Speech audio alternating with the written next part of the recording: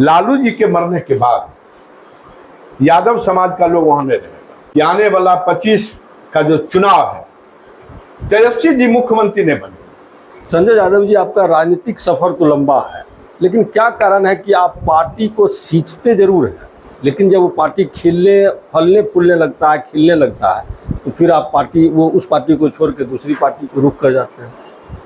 1989 जब जनमोर्चा बने, तत्कालीन प्रधानमंत्री आदरणीय वीपी सिंह के नेतृत्व में, तो हम लोग नौगछिया में जाकर के वीपी सिंह के मंच को साझा किए और वहाँ से राजनीति शुरू की और 89 में ही जनता दल बन गया।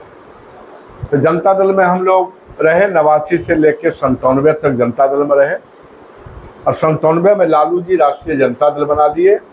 लेकिन हम लोग जनता दल में उस समय शरद जी, नवल किशोर राय जी, रामविलास पासवान जी, ये लोग जनता दल में रह गए थे। तो हम लोग जनता दल में रह गए 2000 में आदरणीय नेता सरभय रामविलास जी लोक जनशक्ति पार्टी बना लिए और लोकल होने के नाते हमारे घर के लोग हैं, वो संजय जी कह के पुकारते थे, तो हम लोग लोजपा में। आपका बड़ा सवाल है कि आपने सींचते हैं फिर बदल देते हैं।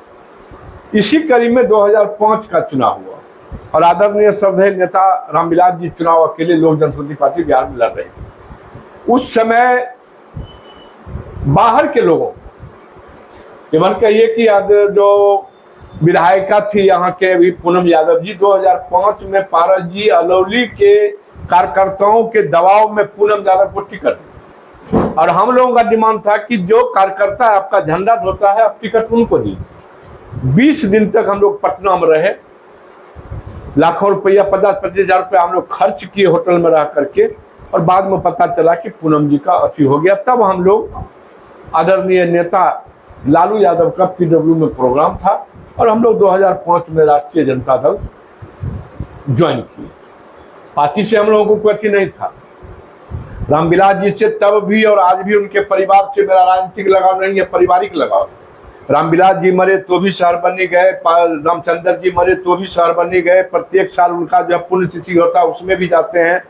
उसके बाद जब पार्टी में टूट हुआ लोजपा में, उसके बाद हम लोग राजद से जो है 2015 में आदरणीय नेता मांझी जी पार्टी बनाए और मांझी जी जो 9 महीना जो बिहार के जो शासन चलाए, तो हमको लगा कि मांझी जी नीति और सिद्धांत पर चल करके गरीबों का काम करेंगे। हम लोग 15 में मांझी जी के साथ आ गए और 24 लोकसभा चुनाव 15 दिन पहले तक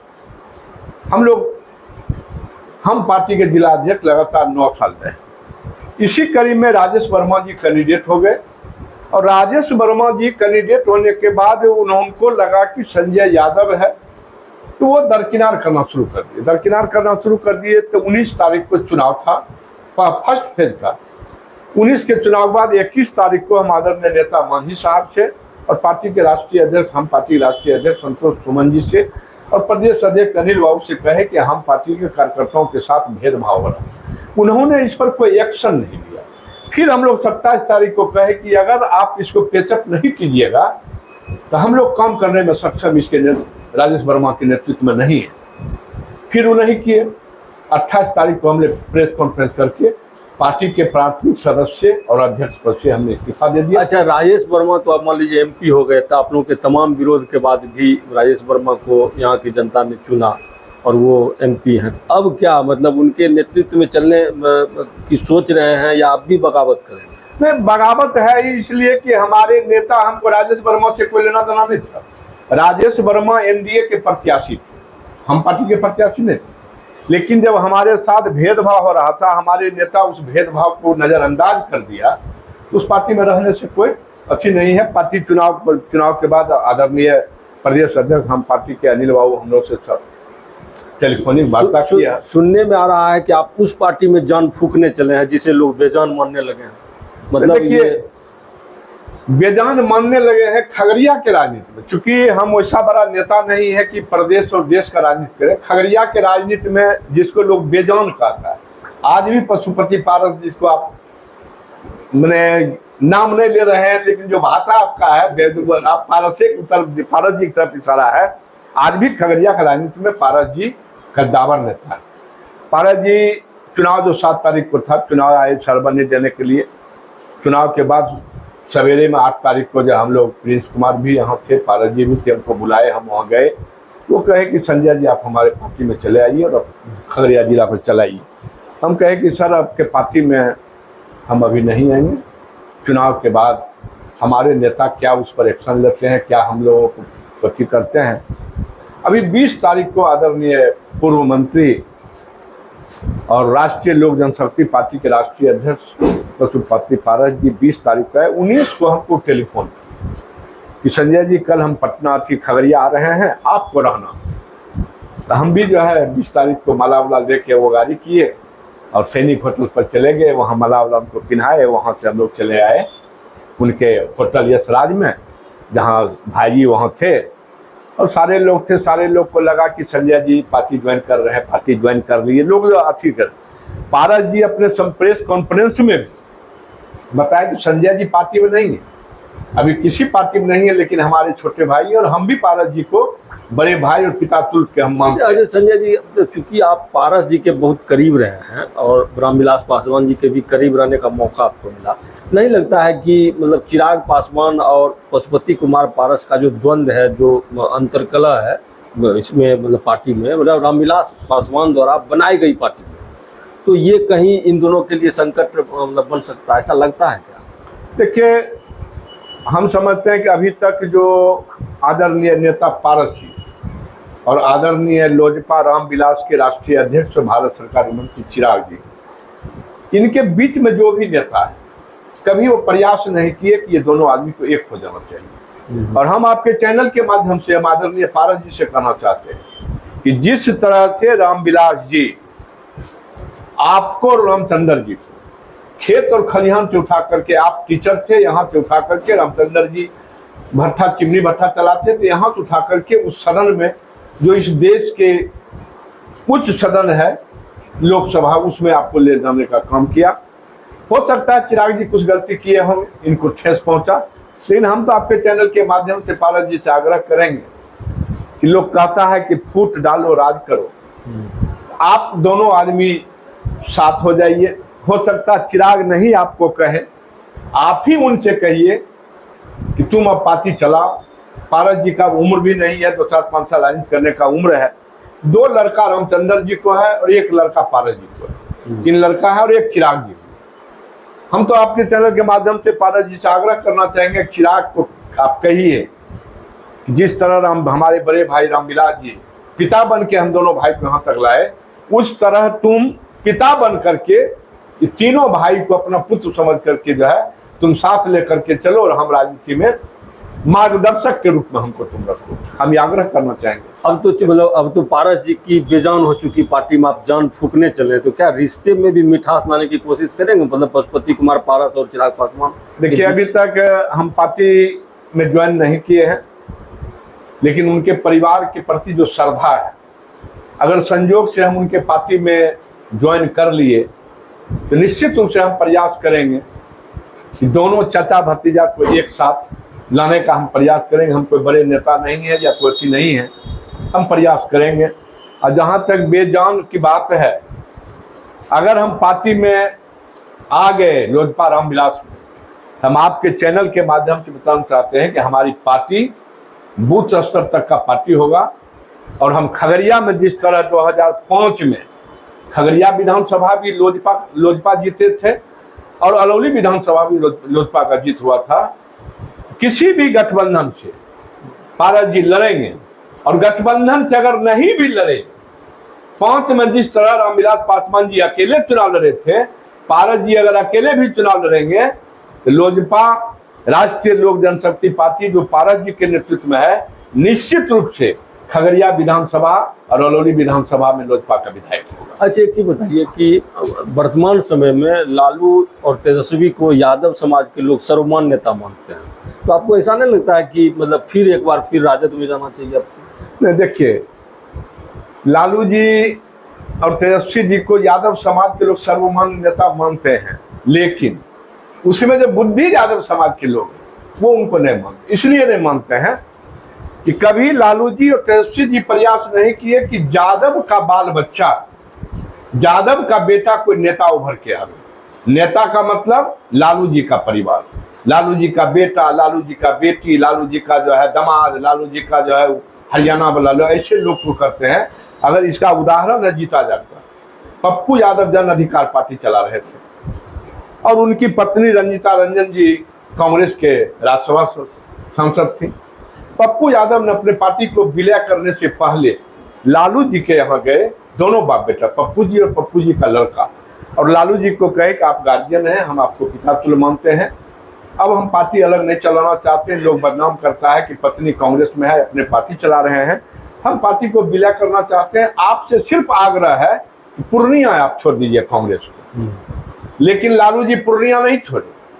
कांग्रेस के पास भी बाध्यता थी कि एक पूर्णिया के चलते वो गठबंधन बिहार में नहीं तोड़ता, लेकिन तेजस्वी यादव जिस तरह से पप्पू यादव को हराने के लिए पूर्णिया में कैंप किए, वो नहीं करना चाहिए। जिस तरह से पप्पू यादव अपने संबोधन में सभा में, भरे सभा में हजारों की संख्या में भीड़ था, उसमें कहा कि इस देश में दो धारा है, एनडीए और इंडिया। अगर आप इंडिया को नहीं देते हैं तो एनडीए को दे दीजिए, लेकिन तीसरी धारा को नहीं दिए, मतलब पप्पू यादव को आप नहीं दीजिए। तो तेजस्वी जी और लालू जी कभी नहीं चाहते हैं एमएलए बन जाना। ठीक है, हम पार्टी में जाएंगे, हो सकता है भविष्य में टिकट मिले, एमएलए बन जाएंगे, लेकिन नेता वहां कोई नहीं बन सकता है, और लालू जी कभी बनने के लिए देंगे भी नहीं। इसलिए आपके चैनल के माध्यम से दिनेश बाबू नेता थे जो अभी जदयू में सांसद हैं, विजेंद्र बाबू जो है जनता दल में थे जो अभी जो है जदयू में मंत्री हैं, ऐसा ढेर सारे यादव हैं जो लालू जी से अलग हो गए।